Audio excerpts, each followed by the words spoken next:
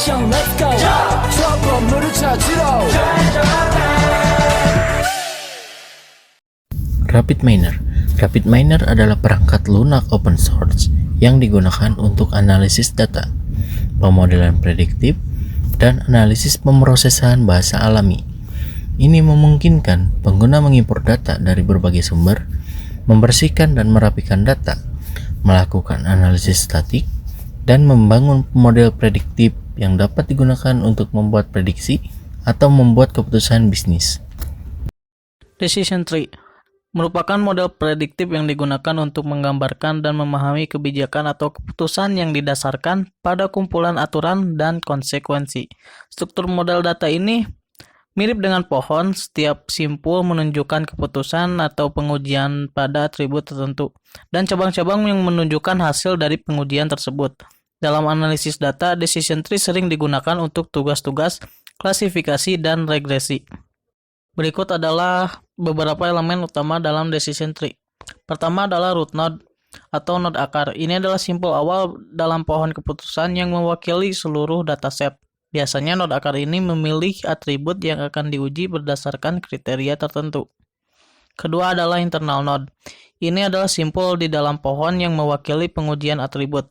Internal node memiliki cabang yang menunjukkan hasil pengujian atribut tersebut.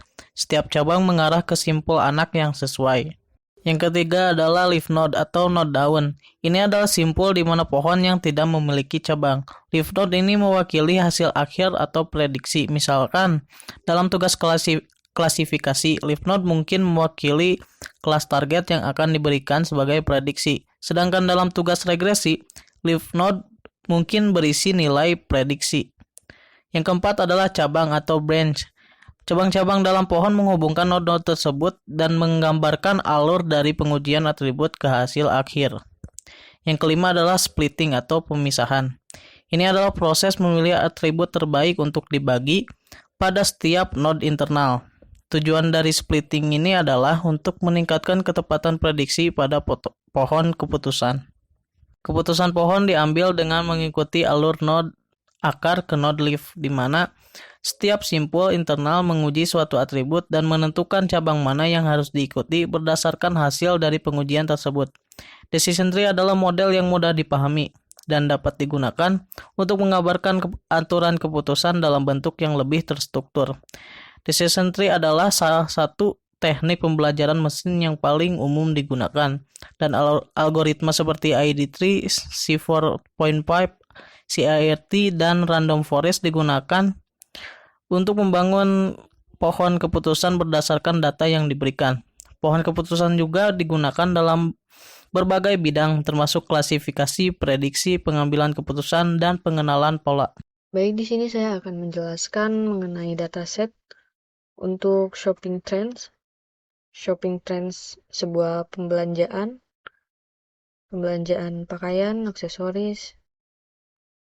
Di sini ada sekitar 200 data yang sudah disusun, dan mungkin saya hanya akan menjelaskan sedikit keterangan yang ada di sini. Di sini ada keterangan umur, dan ada gender, ada item, jenis-jenis dari pakaiannya atau aksesorisnya. Ada kategori juga, ada kategori pakaian, aksesoris, atau footwear. Di sini ada purchase amount untuk jumlah yang dibeli, dan ada lokasi dari si pembeli, ada size, ukuran, ada color, warna, dan ada review rating dari si pembelinya. Dan ada shipping types. Shipping types di sini seperti untuk jasa kirimnya bisa melalui express, ada pre-ship, next day, ada standar, dan ada di sini ada diskon dan promo juga, bisa menggunakan keduanya. Dan ada previous purchase, ini untuk jumlah pembelian dari sebelumnya. Dan di sini ada payment, yang terakhir payment untuk metode pembayarannya. Di sini bisa menggunakan Venmo, cash, credit card, PayPal, dan bisa lewat transfer bank juga. Dan mungkin Baik, selanjutnya kita akan mengimplementasikan metode C45 atau Decision Tree pada aplikasi RapidMiner. Nah, pertama-tama kita akan mengimport dataset yang tadi kita sudah siapkan. Nah, klik import data, My Computer, lalu pilih file datasetnya, ini, lalu tekan next, next, ya sudah, lalu finish. Nah, ini dataset yang akan kita gunakan. Sini ada usia, gender, jenis barang, kategori, dan lain-lain. Nah, di desain kita akan memasukkan dataset dengan cara mendrag dan mendrop di sini. Lalu untuk menentukan labelnya, kita akan menggunakan set row. Kita ketik saja di sebelah sini di operators. Lalu kita drag and drop di sini. Kita sambungkan. Lalu kita tentukan atribut yang akan kita gunakan sebagai tujuannya. Di sini kita akan memilih shipping type atau metode pengiriman. Di target row kita akan memilih label, lalu apply. Nah, lalu kita akan memasukkan decision tree-nya itu sendiri. Kita ketik di sini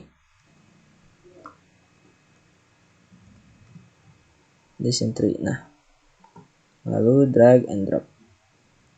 Kita sambungkan, lalu sambungkan ke ujung, ke rest. Lalu kita jalankan. Nah,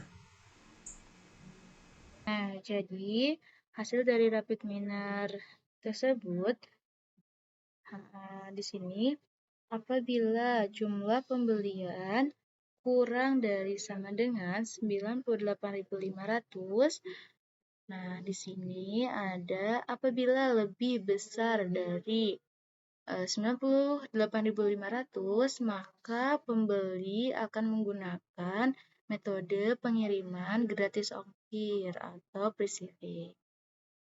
Dan apabila di sini jumlah pembeliannya kurang dari sama dengan 96.500, apabila lebih dari 96.500, maka sering menggunakan atau akan menggunakan metode pengiriman ekspres. Di sini juga ada tentang usianya.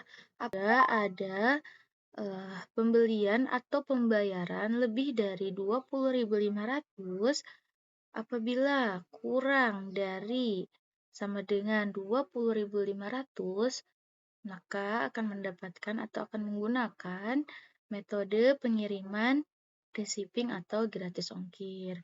Di sini juga apabila pembayaran lebih dari 23.500, apabila kurang dari 23.500 akan mendapatkan pengiriman free shipping atau gratis ongkir.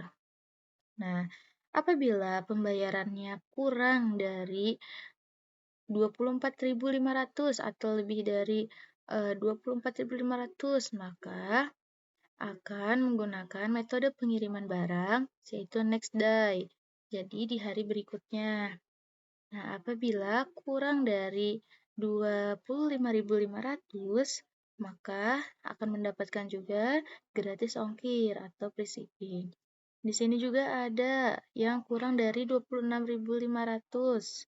26.500 akan menggunakan metode pengiriman yang standar. Nah, jadi apabila lebih dari 28.500 atau kurang dari 28.500, maka akan sering menggunakan metode 2-day shipping. Jadi 2 hari, pengiriman 2 hari.